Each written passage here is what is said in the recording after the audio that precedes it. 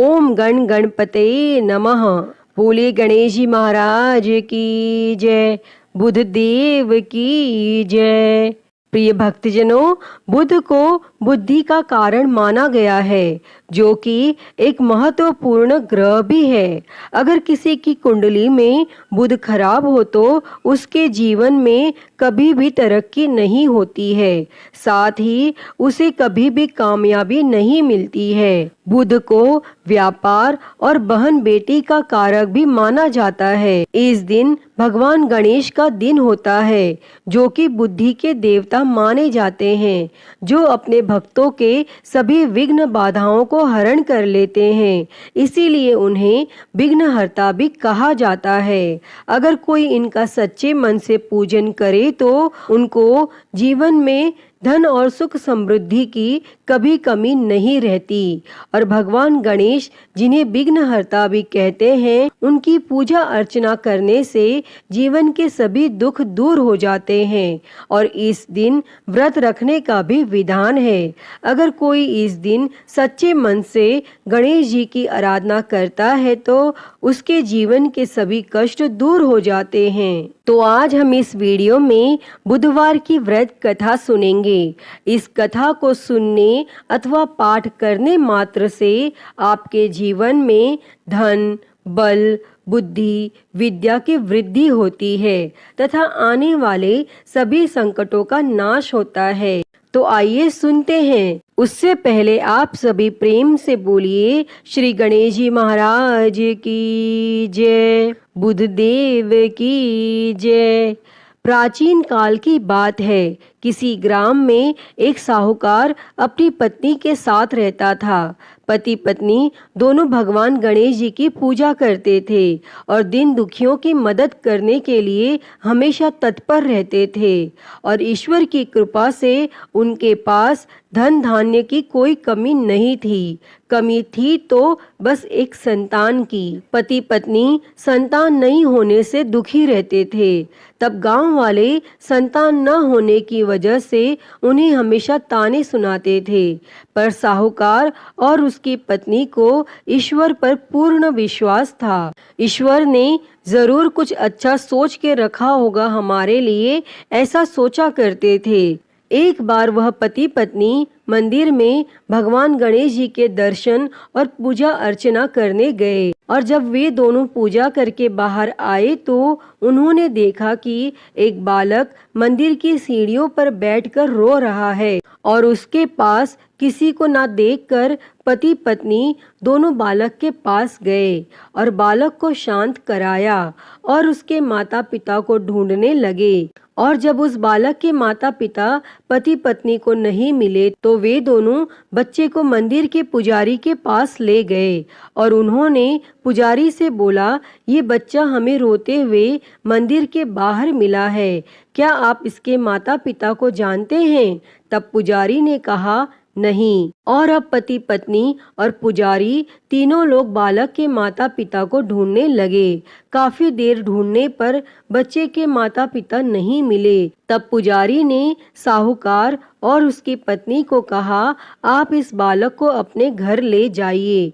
अगर इसके माता पिता इसे ढूंढते हुए आए तो मैं उन्हें लेकर आपके घर आ जाऊंगा। तब साहूकार और उसकी पत्नी बच्चे को लेकर अपने घर चले गए। काफी समय बीत गया और बालक के असली माता पिता का कोई पता नहीं चला। तो उन्होंने गांव के सरपंच से अनुमति लेकर बच्चे को गोद ले लिया और उस नन्हे से बालक का नाम गणेश रख दिया। और कुछ दिन बाद गांव में एक पति पत्नी आए जो चोर थे। गांव में जाकर उन्हें पता चला कि गांव में सबसे ज्यादा धनी व्यक्ति साहूकार है, जिसकी कोई संतान नहीं है। और उन्होंने एक बच्चे को गोद लिया है जिसके माता पिता का कोई पता नहीं है। और वे दोनों चोर पति पत्नी अब विचार करने लगे कि साहूकार को कैसे लूटा जाए। तभी उन्होंने योजना बनाई कि वे दोनों बच्चे के असली माता पिता बनकर जाएंगे। और योजना बनाकर पति पत्नी दोनों मंदिर में जाकर बैठकर रोने लगे।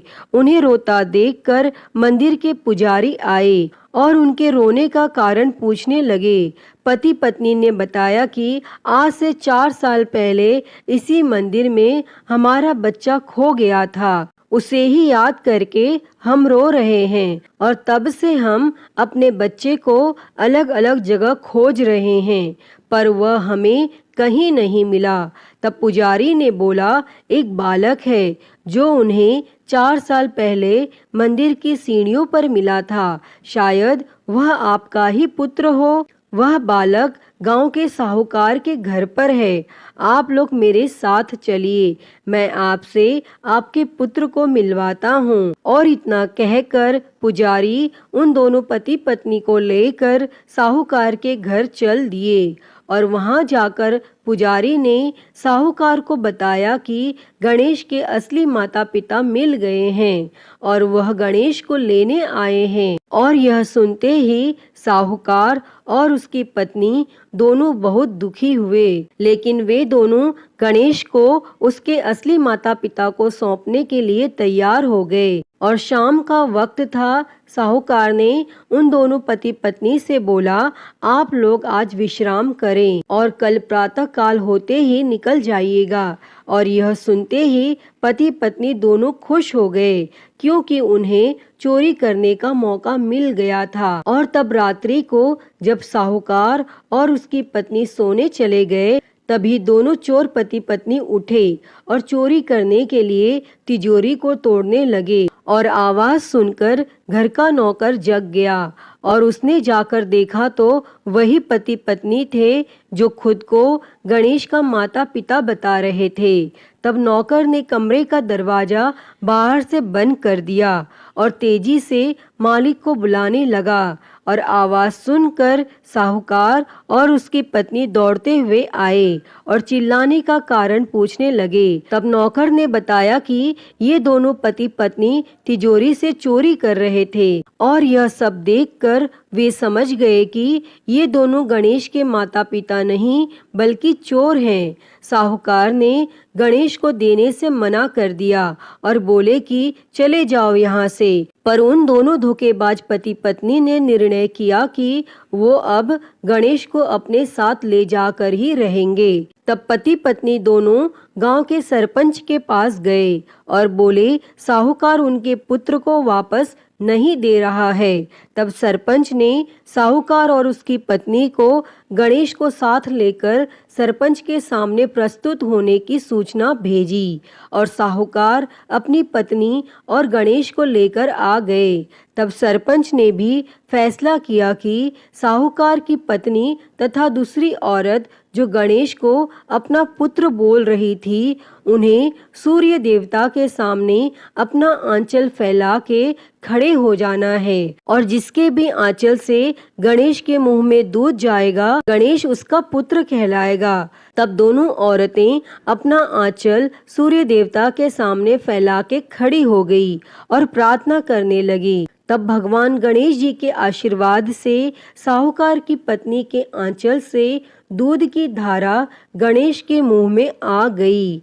और यह देखकर साहूकार और उसकी पत्नी बहुत खुश हुए और सरपंच ने गणेश को साहूकार को सौंप दिया और वहां खड़े सभी लोग भगवान गणेश जी की जय जयकार करने लगे। अतः हे गणेश भगवान जी, जैसी कृपा आपने साहूकार और उसकी पत्नी पर की, वैसी ही कृपा इस कथा को कहते, सुनते और हुंकारा भरते सब पर करना। तो सभी प्रेम से बोलिए गणेश जी महाराज की जय। गणपति बाप्पा मोरया। प्रिय भक्तजनों, तो मैं उम्मीद करती हूँ कि आपको आज की यह कथा पसंद आई होगी और अगर वीडियो अच्छी लगी हो तो इसे लाइक करें, ज़्यादा से ज़्यादा शेयर करें और कमेंट में गणेश जी महाराज की जय लिखना ना भूलें। और महाकाल भक्ति ज्ञान चैनल को सब्सक्राइब कर नोटिफिकेशन बेल को ज़रूर ऑन कर लें। हर हर महादेव। धन्यवाद।